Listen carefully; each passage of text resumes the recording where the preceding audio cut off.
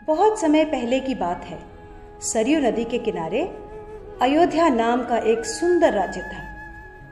अयोध्या के राजा थे राजा दशरथ। उनकी 3 रानियां और 4 पुत्र थे, राम, लक्ष्मण, भरत और शत्रुघ्न। जब राजा दशरथ ने राम को राजा बनाने की घोषणा की तब सभी लोग बहुत खुश हुए, लेकिन रानी कैकेयी खुश नहीं थी। महाराज, क्या आपको याद है आपने मुझे 2 वचन दिए थे? आज उन वचनों को पूरा करने का समय आ गया है।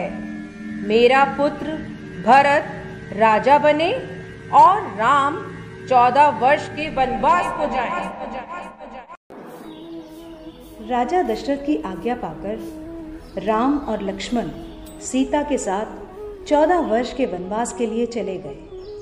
पंचवटी में सीता माता ने एक सुनहरे रंग के मृग को देखा।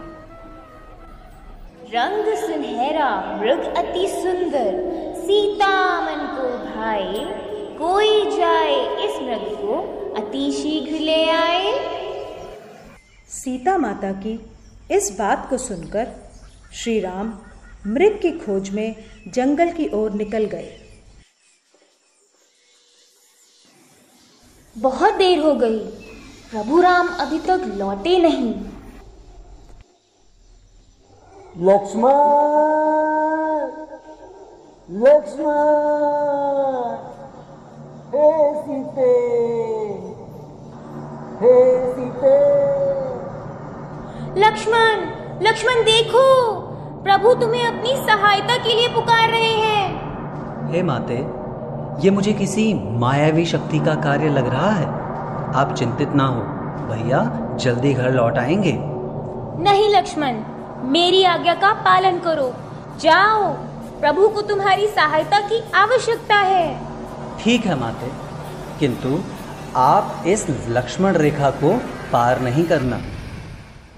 रावण को ज्ञान था कि वो लक्ष्मण रेखा को पार नहीं कर पाएगा, इसलिए उसने साधु बनने का ढोंग रचा और सीता माता को उठाकर ले गया। भिक्षाम देहि, भिक्षाम देहि। हे मुनिवर, भिक्षा स्वीकार कीजिए। हे देवी, एक साधु का इतना अनादर, घर के द्वार से ही भिक्षा देकर भेजना चाहती हो? जाओ, नहीं चाहिए तुम्हारी भिक्षा। नहीं नहीं मुनिवर, रुकिए, मैं आती हूँ।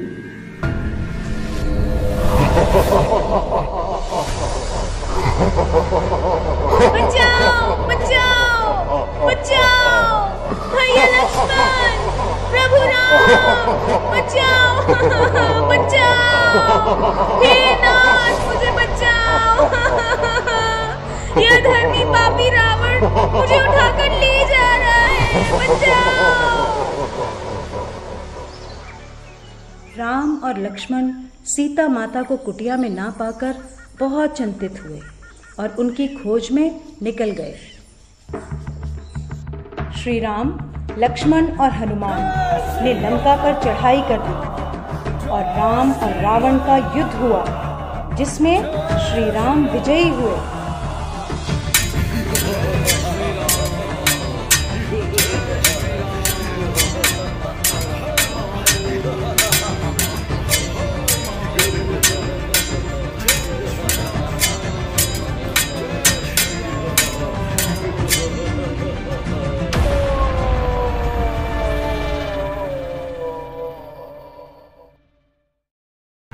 इसलिए इस दिन को विजयदशमी कहा जाता है।